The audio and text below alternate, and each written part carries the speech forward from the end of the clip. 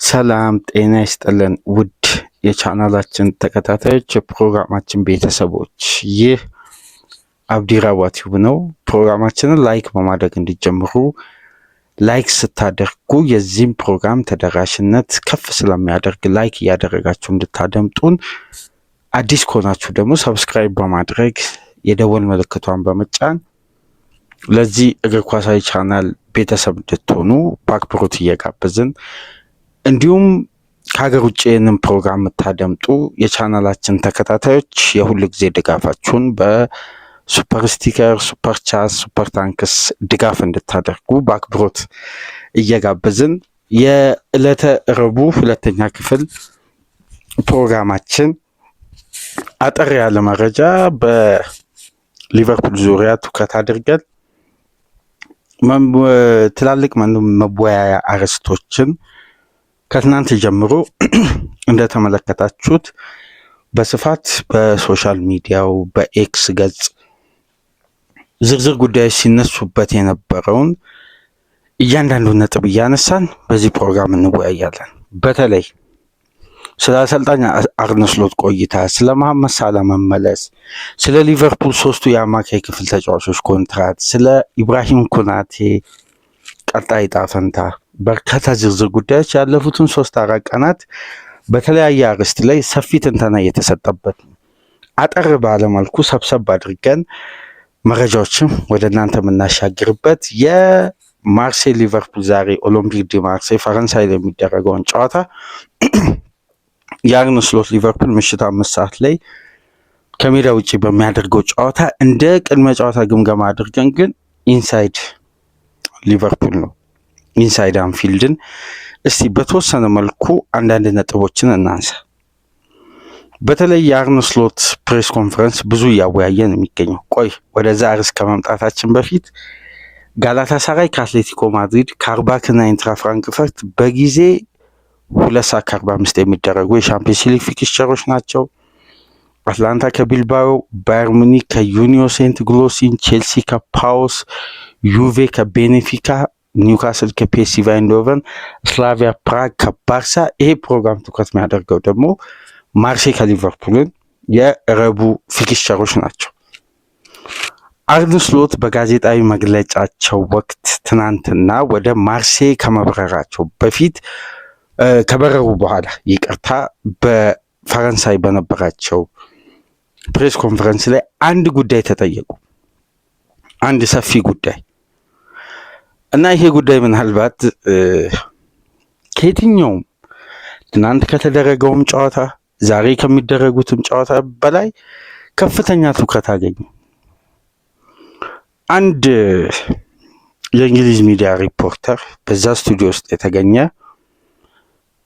አርነ ስሎትን በቀጥታ ሊቨርፑል ከዛቪ አሎንሶ ጋር ሊንክ መሆኑን እንዴት ትመለከታላችሁ በማለት ነው አርነ ስሎትን ሊቨርፑል ቀጣይ አሰልጣኝ ዛቪ አሎንሶ ይሆናል የሚል ጭምጭምታ አለ፣ ይህን ጉዳይ እንዴት ትመለከታላችሁ ተብለው አሰልጣኙ ሊሰናበቱ እንደሚችሉ የሚያሳይ የሆነ ፍንጭ አዘል ጥያቄ ነው የጠየቋቸው። አይ አሎንሶ ደውሎልኝ ነበር አሉ፣ ለቀጣይ 6 ወራት አርፋለሁ ብሎኛል አሉና በእግር ኳስ ህይወቴ እንዲህ አይነት የወረደና ደካማ ጥያቄ ተጠይቄ አላቅም አለ። ስሎት በቀጥታ የመለሱት እንዲህ ብሎ the weirdest question ever had አሉ። በቃ የመጨረሻ በህይወቴ እንዲህ አይነት አሳፋሪ ጥያቄ ገጥሞኝ አያውቅም አሉ። ይሄን ለምንድን ነው አሰልጣኙ እንዲህ ተብሎ ሊጠየቁ የቻሉት? እንዲህ ብሎም እንዲመልሱ ያስገደዳቸው ጉዳይ ምንድን ነው? እንደምታውቁት ከበስተጀርባ ከበርንሌ አቻ ውጤት አንስቶ እስካሁን ድረስ አንድ የተጋጋለና የሆነ ስቴፕ ድረስ የተጓዘ አለመረጋጋት አለ። የሊቨርፑል ባክሩም ስታፍም የበላይ አስተዳዳሪዎችም ስፖርቲንግ ዳይሬክተሩም ቴክኒኩም ሲኢኦዎችም አሁን ላይ በጥሩ ሁኔታ አይደለም ኮሚኒኬሽናቸው ከአርነ ስሎት ጋር። በተለይ አሰልጣኙ ከጨዋታ በኋላ በአንፊልድ ያልተለመደው ካልቸር ተደጋገመ። መደጋገሙ ብቻ ሳይሆን አሁን የድምፁ ቮሊዩም ከፍ አለ። የበርንሌው ጨዋታ ሲያልቅ ታስታውሳላችሁ አድማጮች፣ ከፍተኛ የተቃውሞ ድምፅ ተሰማ በአንፊልድ። እንደውም አንድ ለሊቨርፑል ቅርብ የሆነ ሪፖርተር ፖል ግሮስት የሚባል የሊቨርፑል ኢኮ ሪፖርተር እንደሚለው ከሆነ የድምፁ ልኬትን በዕለቱ የነበሩ በድምፅ መለኪያዎች ተለክተው እስካሁን ድረስ በአንፊልድ ዙሪያ ባለፉት 35 ዓመታት እንደዛ አይነት ከፍተኛ የተቃውሞ ድምፅ ሮይ ሆይሰን ላይ ጭምር በክለቡ ታሪክ ውስጥ የመጨረሻ ደካማ አሰልጣኝ ላይ እንደዚህ አይነት ጩኸት የአንፊልድ ደጋፊ አላሰሙም። ጂሌትና ጊብስ በነበሩበት ወቅት እነዛ ባለሀብቶች ለስኮትላንድ አንድ ባንክ ከፍተኛ ወለድ ውስጥ ጥለው በዕዳ ጥለው የሄዱ እነዛ ሁለት አሜሪካዊ የቢዝነስ ግለሰቦችና በቃላቸው ያልተገኙ አንፊልድን እናድሳለን፣ አዲስ ስቴዲየም እንገነባለን፣ ቡድኑን በማንቸስተር ዩናይትድ በቼልሲ ደረጃ ኮምፒት እንዲያደርግ ከፍ እናደርጋለን ብሎ ለደጋፊው ቃል ገብቶ እንኳን አንድም ነገር ያልፈጸሙ ሊቨርፑልን ለ380 ሚሊዮን ፓውንድ ዕዳ ከምረው ነጥብ ተቀንሶበት ከሊጉ ሊወርድ ከጫፍ የደረሰበትን ታሪክ ላይ እንኳን የሊቨርፑል የአንፊልድ ድምፅ በዚህ ደረጃ ተቃውሞ አልተሰማም ፖል ግሮስት እንደሚለው ከሆነ። ስለዚህ ያን ጥያቄ ጠየቋቸው። ከዛ ጥያቄ በኋላ ነው እንግዲህ የዛቪ አሎንሶ ከሊቨርፑል ጋር ሊንክ መሆን አድማጮች እዚህ ጋር አስባችሁታል? ከስራችሁ ልትሰናበቱ እንደምትችሉ ጋዜጠኛ እየነገራቸው፣ በተቃራኒው ደግሞ እሳቸውን ተክቶ ስለሚመጣው አሰልጣኝ የሚሰናበተው አሰልጣኝ ሲጠየቅ ያ አሰልጣኝ ተሰናባቹን አሰልጣኝ እንደሚተካ ተሰናባቹ አሰልጣኝ ሚዲያ ላይ ቁጭ ብሎ ሲጠየቅ ይሄ ከባድ ነው። ይሄ ለአሰልጣኙን በራስ መተማመንና ለቡድን ቅንጅት ውጤቱን ለማስተካከል ወደሆነ ስቴፕ ለማሻገርና ቢያንስ ይሄን ሲዝን ይሄ ውጤታማ ስኬታማ ባይሆን እንኳን የተበላሸ ሲዝን እንዳይሆን ለማድረግ እንኳን ምን አይነት አእምሯዊ ዝግጁነት መነቃቃት ይፈጥራል? በጣም ከባድ ጥያቄ ነው። እንግዲህ እዛ ጋር የጋዜጠኛውን ስም ሲጠቀስ እንግዲህ በብዛት ፕሬስ ኮንፈረንስ የምታደምጡ ከሆነ የመጀመሪያ የመጣበትን ዋና ሚዲያ ሲገልጹ ድምፁ አይሰማም እና ወደ ጥያቄው ሲሄድ ነው ማይኩ በደንብ መሰማት የሚጀምረው እና አልሰማንም የምን ሚዲያ ባለሙያ እንደሆነና ተጠየቁ። አሰልጣኙ በእንዲህ መልክ መለሱ። እንዲህ አይነት አሳፋሪ ጥያቄ በእግር ኳስ ዘመኔ ቀርቦልኝ አያውቅም ማለት። ስለዚህ አንድ ኮሽታ አለ ከበስተጀርባ። የሊቨርፑል ሪክሩትመንት አባላት ኖቬምበር መጀመሪያ ላይ ነው ሊቨርፑል ከ12 ጨዋታ 9ኙን ሲሸነፍ ወደ ገበያ የወጡት። አሰልጣኝ መልመላ ቢያንስ ከዚህ አሰልጣኝ ጋር እስከ ሳመር ድረስ ለመቀጠል እስከ አዲሱ ዓመት ድረስ መጨረሻ የቡድኑ ውጤት ካልተስተካከለ ደግሞ መሀል ላይ በኢንተርም ማናጀር እንደ ማንቸስተር ዩናይትድ ለመቀጠል ወስነው ለአሰልጣኙም ጊዜ እየሰጡ በተቃራኒው ለነሱም የተረጋጋ የምልመላ ጊዜም እየወሰዱ በአንድ የምታስታውሱት የእሁድ ንጋት የ3 ሰዓት በአግዜ ትሬኒንግ ማዕከል የተደረገው ሚቲንግ ማለት ነው ውሳኔ ይሄ ነበር። አሁን እንግዲህ ያ ውሳኔ ወደ ስምሪት ባለሙያዎች መልቀቅ፣ አሰልጣኙ ጊዜውን እንዲጠቀም ማድረግ በአንድ ድንጋይ ሁለት ወፍ ነው በዕለቱ የነበረው ውይይት። አሁን እንግዲህ ስምሪት ላይ የወጡ ባለሙያዎች ሪፖርት ይዘው መጥተዋል። ሪፖርቱ ዲሲዥኑ የትኛው አሰልጣኝ ይሄን ቡድን ያሻግራል፣ እስሎት መቀጠል አለባቸው የለባቸው የሚለውን ጉዳይ የሚወስነው አካል በቂ ማረጋገጫ ይዞ ቁጭ ብሏል። የአሰልጣኙን የሆነ ታይሚንግ እየጠበቁ ነው። አይ እንደ ሊቨርፑል ካልቸር እንቀጥልና በአመቱ መጨረሻም እንደመድማለን ብለው የሚያምኑም የስራ ባልደረባዎች እንዳሉ፣ የስራ ክፍል ኃላፊዎች እንዳሉ፣ አንዳንድ ደግሞ በውሳኔ አቅማቸው በጣም ጠንካራ ፓወር ያላቸው ደግሞ ኃላፊዎች ከዚህ የበለጠ ከታገስን አደጋው የገፋ ነው ብሎም የሚያስቡ አሉ። ስለዚህ የሊቨርፑል ውሳኔ አስተላላፊ አካላት ውስጥ ሁላ የሀሳቦች ልዩነት አለ። ስለዚህ ውጤትን ተንተርሰው የሚወስኑት የውሳኔ ጊዜ ነው የሚጠባበቁት። እዛ ጋር ደግሞ እንደምታስታውሱት ኮቢ ቢች የሚባል በሊቨርፑል የሚገኝ አንድ ደሴት አለ። እዛ ደሴት ጋር በማምጣት አሎንሶ ከባለቤቱ ጋር እየተዝናና ነው የሚገኘው። ሊቨርፑል ነው ያለው በነገራችን ላይ እና አብዛኛው መረጃዎች እንደሚሉት ከሆነ በተለይ ከወደ ስፔን እነ ማርካ፣ ሞንዶ ዲፖርቲቮ፣ ይሄ በተለይ ዳሪዮስ የሚባለው እነዚህ የስፔን ሚዲያዎች የባርሳና የማድሪድ ሚዲያ እንደሚሉት ከሆነ ዛቪ አሎንሶ ለመደራደርም እንዲያመቸው ነው ወዲያው ከማድሪድ ስንብቱ ወደ ሊቨርፑል ያቀን ነው። እዛው ከሊቨርፑል የሉካን ቡድን ጋር እዛው ተደራድሮ ቀሪውን ጊዜ በእረፍትና አንዳንድ ጉዳዮችን በማዘመን ከፍ በማድረግ የቡድኑን ስትራክቸር ከውጭ ሆኖ በመመልከት የጥንካሬውን ጉለቱን አሁን ያለው ውስጥም ሆኖ የሚመለከቱ አሉ። ስራውን ይዘው በኃላፊነት እየተወጡ የሚያስተካክሉ፣ አንዳንዶቹ ደግሞ ቀጣይ እንደሚሾሙ ሲያውቁ ቅድመ ዝግጅት የሚያደርጉም አሉ። ከምልመላ አንስቶ ጥገናዊ ለውጥ መደረግም ካለበት እና እነዚህን ቅድመ ሁኔታዎችን ለማሟላት ነው ከሊቨርፑል ኃላፊዎች ጋር ተስማምቶ እዛው እንግሊዝ ላይ የቆየ የሚገኘው። እንዲሁም ማሪዮ ኦርቴግ የሚባለው የአትሌቲክስ የሪያል ማድሪድ ዘጋቢ እንደሚለው ከሆነ አሎንሶ ከማድሪድ ሲወጣ በፕሪሚየር ሊግ የቀድሞ ቤቱ ማረፊያ እንደሚያደርግ ውስጡ ይተማመን ነበር። ከአሎንሶ የቅርብ ሰዎች አድምጠናል ይላሉ። ይሄ ጉዳይ አንዱ መነጋገሪያ አርዕስት ሆኖ ነው የቆየው ከበርንሌይ ጨዋታ እስከ ዛሬ ምሽቱ ድረስ። ሰፊ ትንተና በነ ፖል ጆይስ በነ ጄምስ ፒርስ ገብታችሁ መመልከት ትችላላችሁ። አትሌቲክስ፣ ታይምስ፣ እያንዳንዱ ሚዲያ ላይ ይሄ ጉዳይ ማብራሪያ እየተሰጠበት ነው። ሁሉም ግን የራሱ ግምት የራሱ አስተያየትን እያካተተ ነው የሚጽፈው። ተጨባጭ ነገር ለማግኘት በተለይ ከሊቨርፑል ውስጥ አዋቂዎች በጣም ከባድ ነው። አሁን ክለቡ ምን አይነት አቋም ሊያስተላልፍ እንደሚችል ከስሎት ጋር አብሮ ይቀጥል፣ ስሎቱን በሚድ ሲዝን ላይ ያሰናብት፣ ምንም የሚታወቅ ነገር አንዲትም ፍንጭ አልሰጡም። ባይሆን ከተፈላጊው አሰልጣኝ በኩል ነው መረጃዎች የሚወጡት። አሁን ዋናም ተቀዳሚም ሊሆንም ይችላል። ስሎት ውጤት ካልተሳካላቸው ከተሰናበቱ ይሆናል ተብሎ አብዛኛው ኤክስፔክቴሽን ከ70% በላይ ያገኘው የአሎንሶ ከማድሪድ መሰናበትና ለሊቨርፑል ስራ ዝግጁ የመሆኑን አቅም በደንብ አይተናል ነው የሚሉት። ይሄ አንዱ ጉዳይ ነው። ግን ከሊቨርፑል የበላይ ኃላፊዎች ሚስጥር ጎርጋሪዎች ለማግኘት በጣም ከባድ ነው። ጉዳዮች በሚስጥር ተይዘው ያልተጠበቀ ውሳኔ። አሁን ለምሳሌ አንድ የሊቨርፑል ውስጥ አዋቂ ከሚባሉት መካከል አንድ ሪፖርተር እንደሚለው ከሆነ ጁኒየር ኒግልስማን ታክቲካል የሊቨርፑል ኃላፊዎች የሚመርጡት አሰልጣኝ ነው።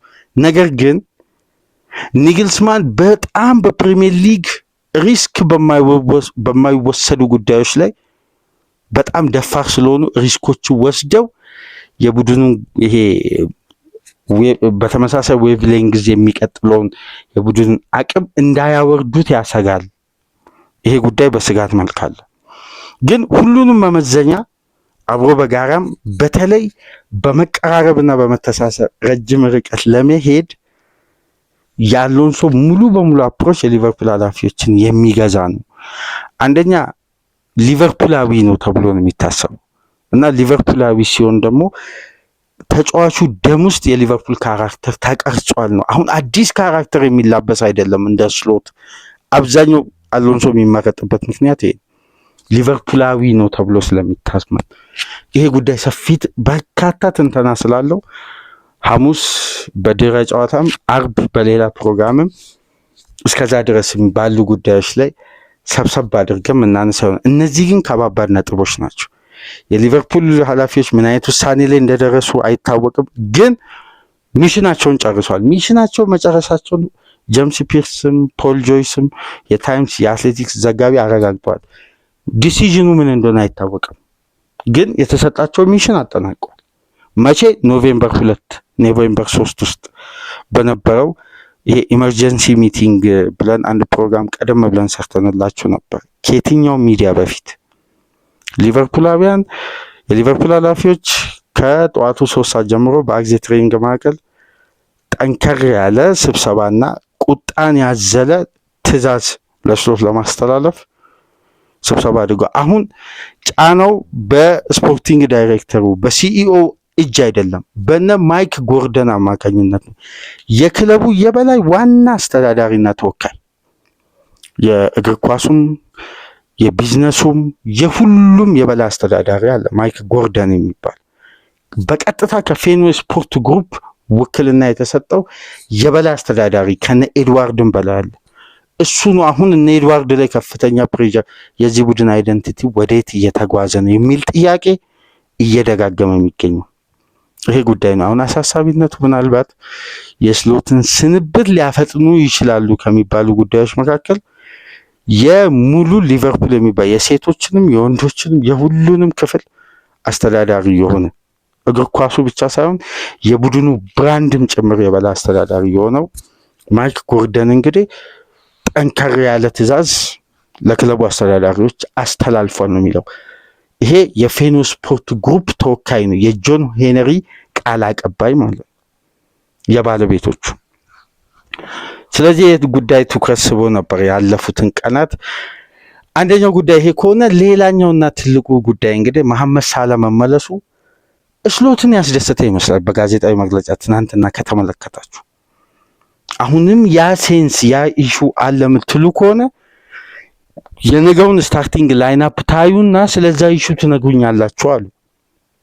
ይሄ ማለት ከዚህ በፊት ያ እሳት የተነሳው ሳላ ቤንች ስለሆነ አሁን ቤንች አይሆንም ነው በተቃራኒ የአሰልጣኙ አስተያየት።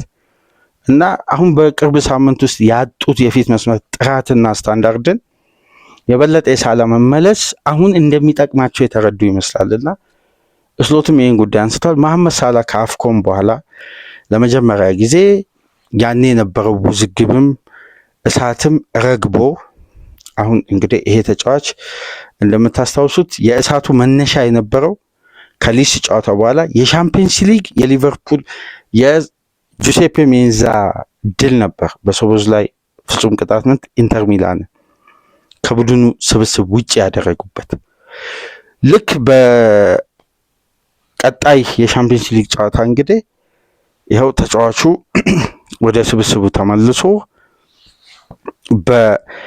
በፈረንሳይ ዛሬ ማርሴይን የሚገጥመው የቡድኑ አባል በመሆን ወደ ፈረንሳይ ተጉዟል። የመሐመድ ሳላ መመለስ በቲሙ ስፕሪት ላይም ስለፈጠረው ልዩነት ከበስተጀርባ ያገኙትን መረጃዎች በስፋት እየገለጹ ነው የሚገኙት እና የሊቨርፑል ተጫዋቾች ይሄ የሲኒየር ተጫዋች ሊደርሺፕን የሚፈልግ አዲስ ፍላጎት ስላለ ቡድን ውስጥ የሳላ ተመልሶ በስብስብ ውስጥ መካተትና ይሄ አልቃና ያለው የሊቨርፑል የአሸናፊነት መንገድን ባለው ኳሊቲ እንዲያሳድግ እንዲረዳ ለቀሪ ጨዋታዎች የበለጠ ልዩነት እንዲሆን ይፈለጋልና መሐመድ ሳላ መመለሱን እንግዲህ ሙሉ በስብስብ ውስጥ ያሉ ተጫዋቾችም በደስታ መቀበላቸውን ነው እየተነገረ የሚገኘው እና ዛሬ ሳላ በቋሚነት የመጀመር እድሉ በጣም ሰፊ እንደሆነ እየተነገረ ነው። ምናልባት ተጫዋቹ ለሊቨርፑል በወሳኝ ምዕራፍ ላይ ሲጠበቅ በወሳኝ ምዕራፍ ላይ ሊቨርፑል ከሳላ የሆነ ሚሽን ሲፈልግ ሁሌም በተጠበቀው ደረጃ የሚሆን ተጫዋች ስለሆነ ዛሬ እንግዲህ እነዛን ጫናዎች ይዞ ነው ፈረንሳይ ማርሴይ ስቴዲየም ላይ የሚገባው። የስሎትን ስራ በነገራችን ላይ ሳላ ሊያተርፍ ይችላል። ሳላ ባለው ኳሊቲ አሰልጣኙ በሚያቀርቡት የታክቲክ አፕሮች የሚስተካከል የቡድን ሼፕ ካለ ሳላ የስሎትን ስራ ማትረፍ ይችላል ባለው አቅም። ምክንያቱም አምና ቡድኑ ዋንጫ ሲያገኝ የሳላ አስተዋጽኦ ለስሎት ለተሰጠው የፕሪሚየር ሊግ ክሬዲት ትልቁ ሚና ይወስዳል እና የመሐመድ ሳላ መመለስ በእጅጉ በዚህን ሰዓት በሊቨርፑል ስብስብ ውስጥ የተፈለገ ነው። በጣም የሚያስገርም ነው። በእግር ኳስ የማይቀየሩ ጉዳዮች የሉ። ከአንድ ወር ምናምን በፊት